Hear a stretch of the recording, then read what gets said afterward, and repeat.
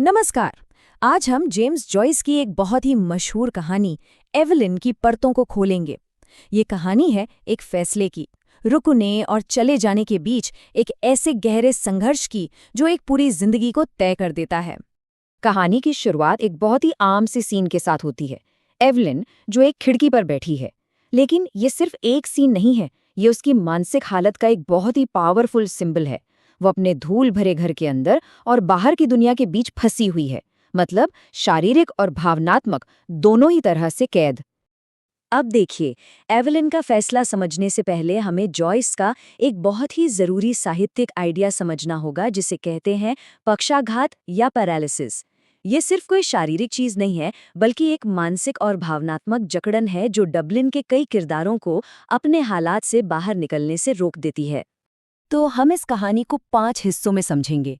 Evelyn का वो बड़ा चुनाव, डबलिन का जाल क्या है, ब्यूनस आयर्स का क्या वादा है, डर का पक्षाघात कैसे काम करता है, और आखिर में वो क्यों रुक जाती है। तो सबसे पहले बात करते हैं उस बड़े फैसले की जो एवलिन को लेना है। वो एक ऐसे चौराहे पर खड़ी है जहां से उसकी पूरी जिंदगी बदल सकती है। ये सिर्फ एक जगह से दूसरी जगह जाने का फैसला नहीं है, बल्कि दो अलग अलग दुनियाओं, दो अलग अलग भविष्यों में से किसी एक को चुनने का फैसला है।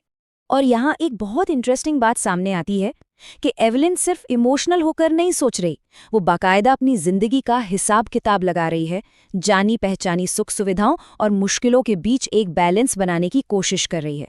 तो इस कश्मकश का एक सिरा है डबलिन। और देखिए, डबलिन यहाँ सिर्फ एक शहर का नाम नहीं है, ये उन सभी ताकतवर और उलझी हुई वजहों का प्रतीक है जो एवलिन को रोके हुए हैं। ये वजह उसके अतीत, उसके फर्ज और उसके डर से जुड़ी हैं। मतलब डबलिन में उसकी जिंदगी है कैसी? वो असल में एक तरह की गुलामी है। स्टोर्स में कड़ी मेहनत, अपने पिता के लिए घर संभालना, 2 छोटे बच्चों की देखभाल करना और हर शनिवार रात को पैसों के लिए होने वाले झगड़े और पिता की हिंसा का खतरा, ये है उसकी रोज की सच्चाई। और यहीं पर कहानी का सबसे अजीब लेकिन सबसे सच्चा पहलू सामने आता है। उसकी जो मुश्किलें हैं, उनकी आदत उसे एक अजीब सा आराम देने लगी है। मतलब कि जाना पहचाना दुख एक अनजानी खुशी से ज्यादा सुरक्षित लगने लगता है। लेकिन इन सब मुश्किलों के ऊपर एक और बहुत बड़ा बोझ है, और वो है एक वादा, अपनी मरती हुई माँ को दिया गया वादा कि वो घर को एक साथ रखेगी। ये सिर्फ एक वादा नहीं, बल्कि एक भारी कर्तव्य है जो उसे सीधे सीधे उसके घर और परिवार से बांधता है। और ये डर सिर्फ उसका अपना नहीं है, ये डर जुड़ा है उसकी माँ की दर्दनाक यादों से। वो अपनी माँ की जिंदगी की उस दर्दनाक कहानी को दोहराने से डरती है। एक ऐसी जिंदगी जो सिर्फ बलिदानों से भरी थी और जिसका अंत पागलपन में हुआ। उसे डर है कि कहीं उसका भी यही हश्र न हो जाए। और फिर है वो अजीब, वो रहस्यमयी शब्द जो उसकी माँ ने मरते वक्त कहे थे। ये शब्द एवलिन के दिमाग में गूंजते रहते हैं। माना जाता है कि इनका मतलब है खुशी का अंत दर्द है। ये शब्द एक तरह से विरासत में मिली एक चेतावनी बन जाते हैं जो उसे खुशी की तरफ बढ़ने से रोकते हैं। तो ये तो थी एक तरफ की दुनिया। अब सिक्के के दूसरे पहलू को देखते हैं, फ्रैंक और ब्यूनस आयर्स। ये एक नई जिंदगी, एक नए भविष्य का वादा है। ये डबलिन की घुटन भरी दुनिया से आज़ादी का टिकट है। फ्रैंक और ब्यूनस आयर्स डबलिन की हकीकत से बिल्कुल उल्टे हैं। फ्रैंक एक नाविक है, दयालु है, खुले दिल वाला है और एवलिन को सम्मान देने का वादा करता है। वो उसे एक ऐसी दुनिया में ले जाना चाहता है जहां वो सिर्फ सांस नहीं लेगी बल्कि जिएगी। फ्रैंक के आने से एवलिन के अंदर एक दबी हुई इच्छा जाग जाती है, भागने की इच्छा। उसे लगता है फ्रैंक उसे बचा लेगा, वो उसे जिंदगी देगा, शायद प्यार भी, लेकिन सबसे बढ़कर वो जीना चाहती थी। तो अगर हम इस पूरी कश्मकश को एक जगह देखें तो ये कुछ ऐसा दिखता है। एक तरफ है डबलिन जो अतीत, डर और कर्तव्य की जानी पहचानी दुनिया है, और दूसरी तरफ है ब्यूनस आयर्स जो भविष्य, प्यार और इच्छा की एक अनजान दुनिया है। एवलिन का संघर्ष इन्हीं दो के बीच का है। और अब हम पहुंचते हैं कहानी के उस सबसे अहम मोड़ पर, क्लाइमैक्स पर, डॉक पर, जहां ये दोनों दुनियाएं आमने सामने खड़ी हैं और एवलिन एक जबरदस्त मानसिक संकट से गुजर रही हैं। यहीं पर उसका आखिरी फैसला होगा।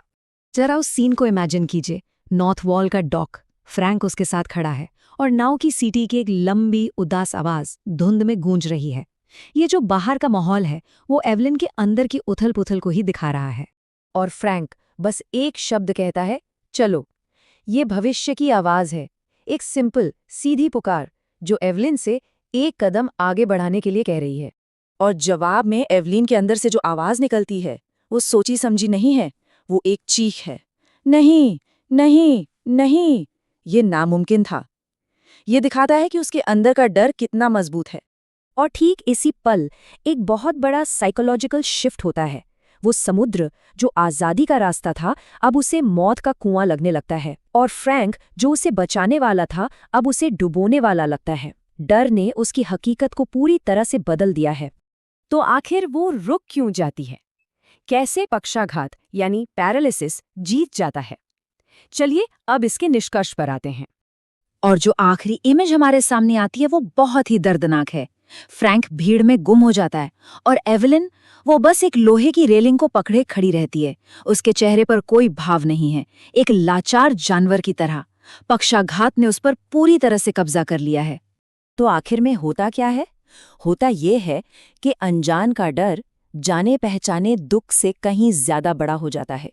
वो जिस दर्द भरी जिंदगी को जानती है वो उसे उस अनजाने भविष्य से ज्यादा सुरक्षित लगती है, जिसमें खुशी की शायद उम्मीद हो पर कोई गारंटी नहीं है।